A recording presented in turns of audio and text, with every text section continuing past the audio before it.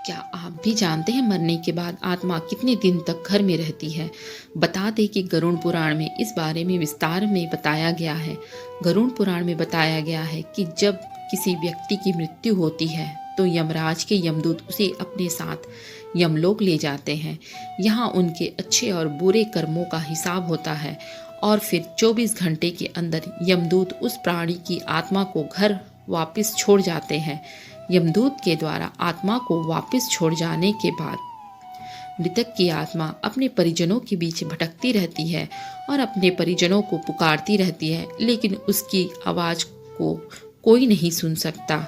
यह देखकर मृत व्यक्ति की आत्मा बेचैन हो जाती है और जोर जोर से चिल्लाने लगती है। इसके बाद आत्मा अपने शरीर के अंदर प्रवेश करने की कोशिश करती है, लेकिन यमदूत के पास बंदिश होने के कारण वह मृत शरीर में प्रवेश नहीं कर पाती। इसके अलावा गरुड़ पुराण की माने तो जब यमदूत आत्मा को उसके परिजनों के पास छोड़ जाती है तो उस समय उस आत्मा में इतना बल नहीं होता है कि वो यमलोक की यात्रा तय कर पाए। गरुड़ पुराण के अनुसार किसी भी मनुष्य के मृत्यु के बाद जो 10 दिनों तक किया जाता है उसे मृतक आत्मा के विभिन्न अंगों की रचना होती है, और जो 11वें और 12वें दिन पिंडदान किया जाता है उससे मृतक आत्मा रूपी शरीर का मांस और त्वचा का निर्माण होता है।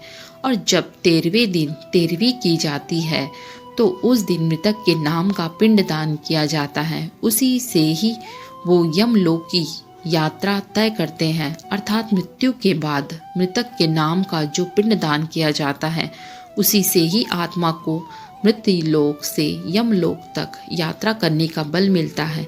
इसलिए ही गरुड़ पुराण में बताया जाता है जब किसी मनुष्य की मृत्यु हो जाती है तो उसकी आत्मा 13 दिन तक अपने परिजनों के साथ घर में भटकती रहती है और उसके बाद आत्मा मृत लोक से यमलोक की ओर निकल पड़ती है, जिसे पूरा करने के लिए उसे 12 महीने यानी 1 साल का वक्त लगता है।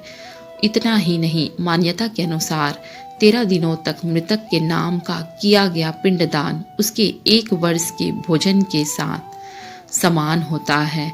दोस्तों, इस वीडियो से आपकी क्या राय है, आप हमें कमेंट में ज़रूर बताएं।